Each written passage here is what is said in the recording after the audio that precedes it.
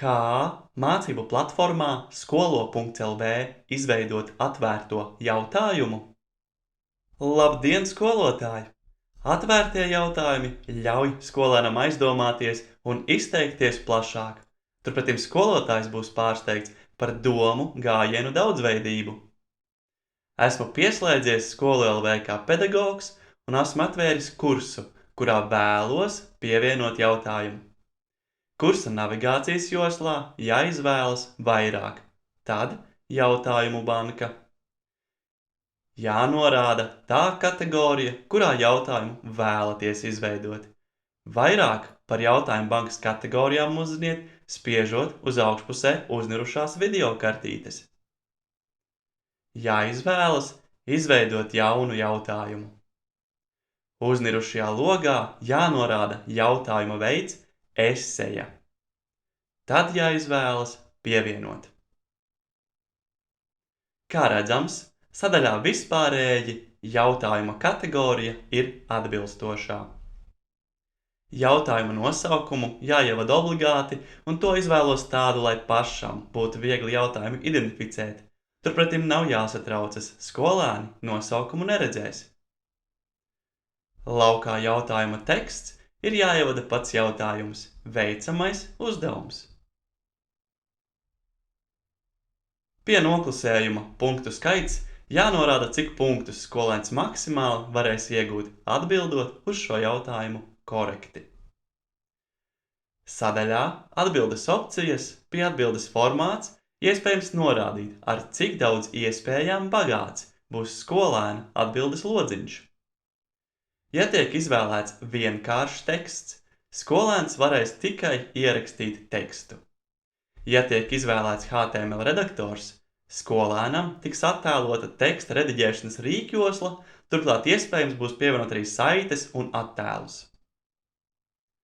Ja tiek izvēlēts HTML redaktors ar failu izvēlni, papildus iepriekš minētajam, skolēns atbildē varēs iekļaut arī video, pat audio datnes, kā iepriekš izveidotas, tā tikko ierakstītas.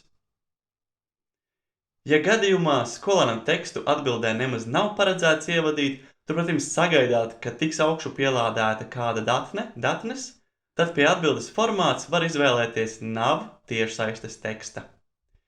Pie atļaut pielikumus jānorāda maksimālais pielikumu skaits – 1, 2, 3 vai vairāk, un pie nepieciešamie pielikumi jānorāda minimālais pielikumu skaits, noteikti mazāks par maksimālo. Pēc nepieciešamības var norādīt arī pielikumu tipu pie atļautie failu tipi.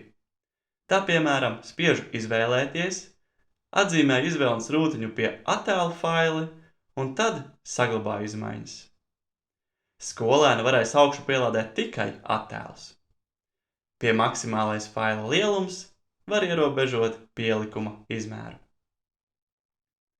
Protams, pielikumu augšu pielādi var apvienot ar tiešsaistes tekstu, kas skolēnam jāiesniedz atbildē. Nomainu atbildes formāts atpakaļ uz HTML redaktors.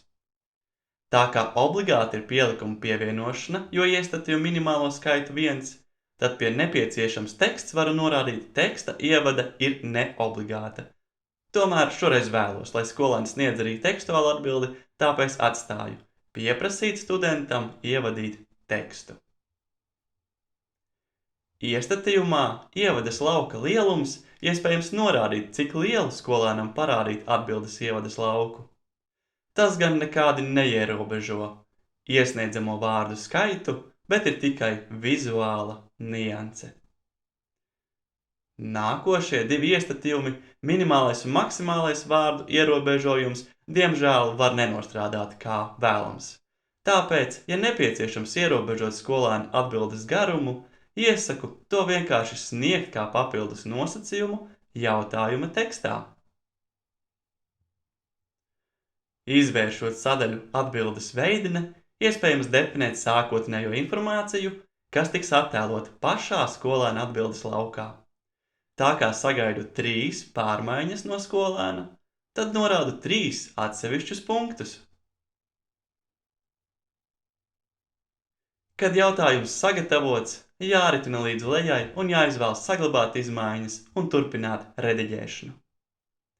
Atkal ritinot līdz lejai un izvēloties priekšskatījumus, izveidoto jautājumu ir iespējams un ir ieteicams aplūkot skolēna acīm. Lūk, skolēns var brīvi papildināt tekstu ievadas laukā un augšu pielādēt pielikumu. Šķiet, jautājuma tekstā esmu aizmirsis norādīt, ko sagaidu pielikumā. To tad atstāju jūsu ziņā. Kad esmu jautājumu pārbaudījis, aizvaru priekšskatījumu, spiežu saglabāt izmaiņas, un jautājums eseja, jeb atvērtais jautājums, ir izveidots. Lai aizraujošs mācību process! Paldies, ka noskatījāties šo video!